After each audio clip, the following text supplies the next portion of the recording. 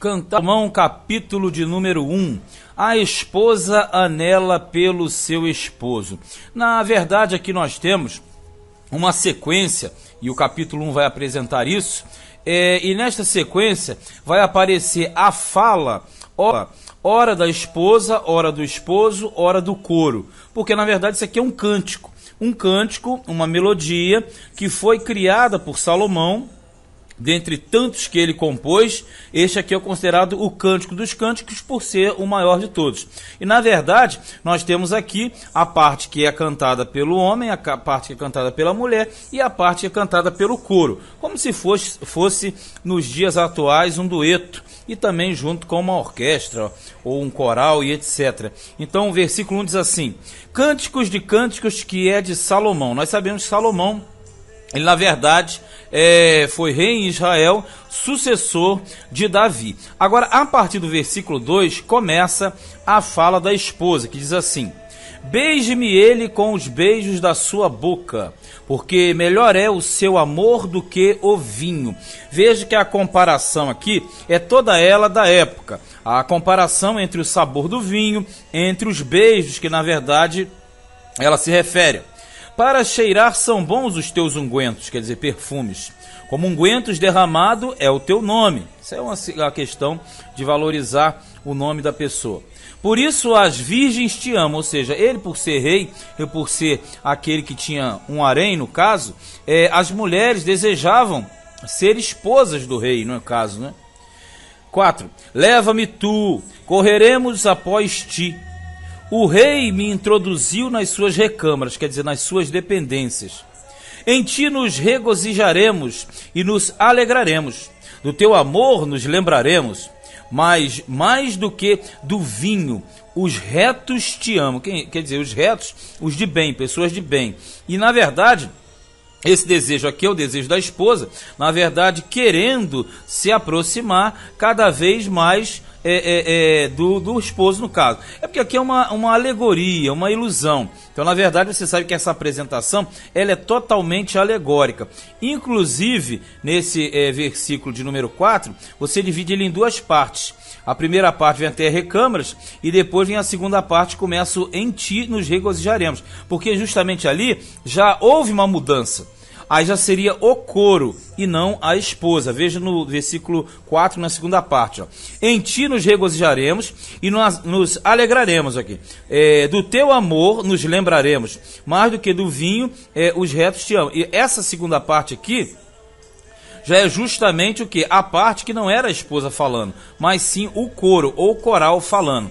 Versículo 5. Aí no versículo 5, volta novamente para a esposa, diz assim: Eu sou morena e agradável, ó filhas de Jerusalém, como as tendas de Quedar, como as cortinas de Salomão. Vamos entender. Quando ela fala o ser morena, não o ser morena praticamente da cor, mas o ser morena do sol que ela apanhava trabalhando nas vinhas, né? Ela vai falar mais à frente. Aí quando ela fala assim, ó filhas de Jerusalém, quer dizer, aquelas que cobiçavam a posição dela, no caso, de ser a amada de Salomão naquela época. E fala assim, a tendas de Quedar. Quedar é tribo nômade. Quedar eram os descendentes de Ismael. Quando fala as cortinas de Salomão, porque os mercadores de Quedar faziam comércio dessas especiarias, e mais os panos e os tecidos e etc. Aí fala assim no versículo de número 6. Não olheis para o eu ser morena, porque o sol resplandeceu sobre mim, ou seja, pegou muito sol. Os filhos de minha mãe se indignaram contra mim e me puseram por guardas de vinhas. Quer dizer, ela está dizendo que os irmãos colocaram ela para trabalhar no meio do sol. Aí ela fala assim, a vinha que me pertence não guardei. No caso, a ênfase aqui, a colocação, ela está dizendo o seguinte, ela não é morena, não é escura, a cor dela não está escurecida, pelo fato dela ser com a cor escurecida, mas ela diz o quê? Ela diz que a cor dela, da pele dela, assim se tornou em virtude do trabalho que ela executou nas plantações e nas vinhas. 7, ó. Dize-me, ó tu, a quem ama a minha alma, onde apacentas o teu rebanho, onde recolhes pelo meio-dia. Pois por que razão seria eu como a que erra ao pé dos rebanhos de teus companheiros? Porque na verdade aqui, e você já sabe muito bem, a fala da esposa, ela sempre é direcionada a buscar ele. E no caso ela fala que trabalhou numa vinha, e o assunto vinha aqui é importante, porque a vinha faz o vinho, e o vinho traz a alegria. E o vinho e a alegria tem a ver com o quê? Com o casamento. O que aponta simbolicamente para a união entre Deus e entre o seu povo de Israel, porque Israel é visto como a grande vinha. Tem mais um assunto a ser abordado aqui.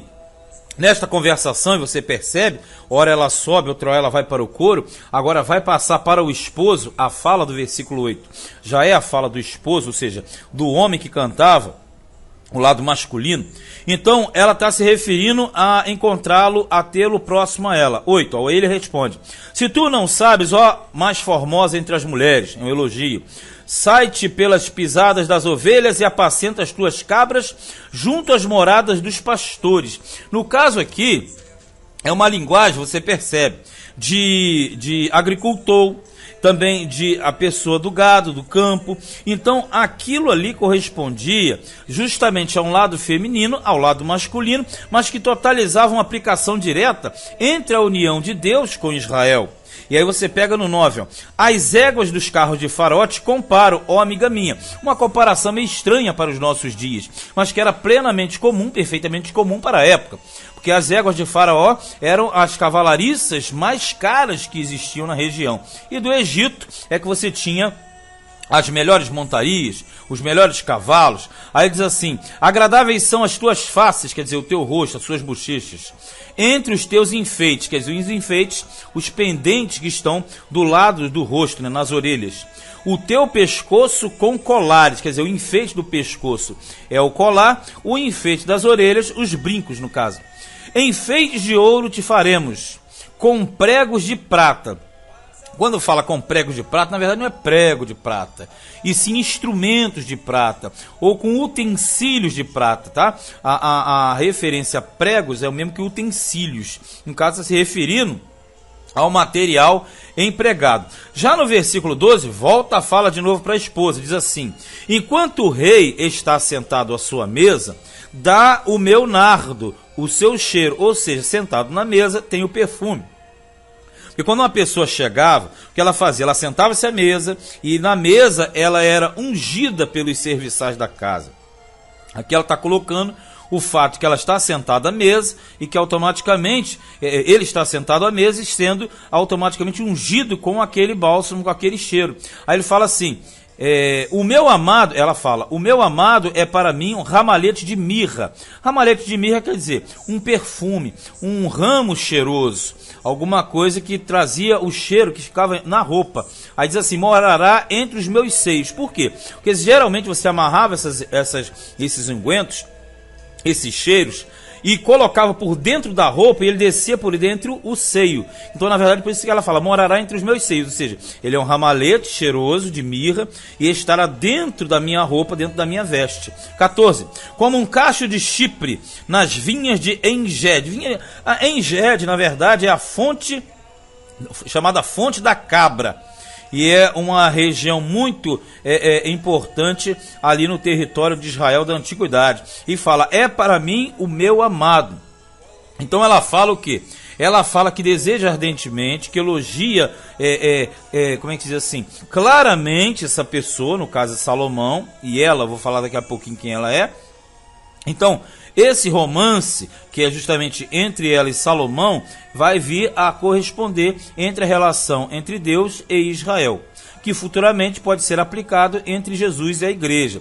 Olha no 15, passou a fala para o esposo: eis que és formosa, ó amiga minha. Quando fala amiga, é uma forma comum de você se relacionar com a pessoa amada.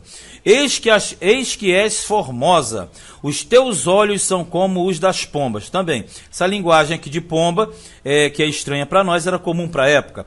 Eis que és gentil e agradável, ó amado meu. Aí fala assim, o nosso leito é viçoso. Que isso, quando vai para o 16, já voltou a fala da mulher. Você percebe, né? Se a tua Bíblia tiver demarcada, legal. Mas se não tiver, você vai conseguir perceber quando é que passa para a esposa, quando é que passa para o esposo. A única dificuldade é a hora do couro. O couro pode ter dificuldade. Vamos lá. Aí fala assim, eis tal, o nosso leito é viçoso. O que é viçoso? É vigoroso. É o mesmo que robusto ou viril. 17. As traves da nossa casa são de cedro. As nossas varandas de cipreste. Cipreste é o mesmo que você tem que chamar da acácia, né? Madeira boa, madeira de lei, madeira fina, usada geralmente em casas de reis, de pessoas que tinham dinheiro, que tinham muitos recursos. Bem, nós fechamos o capítulo 1. Você já percebeu que o capítulo 1, ele trata de uma série de coisas. Ele trata de especiarias, a mirra, essas especiarias geralmente vinham da Arábia, da Etiópia, da Índia. Os óleos sagrados, que na verdade você tem ali em pauta, junto como os cosméticos. Então veja bem, essa linguagem de cheiro, de aroma, de óleo, de cosméticos, era algo estimulante da época, era uma espécie de afrodisíaco da época.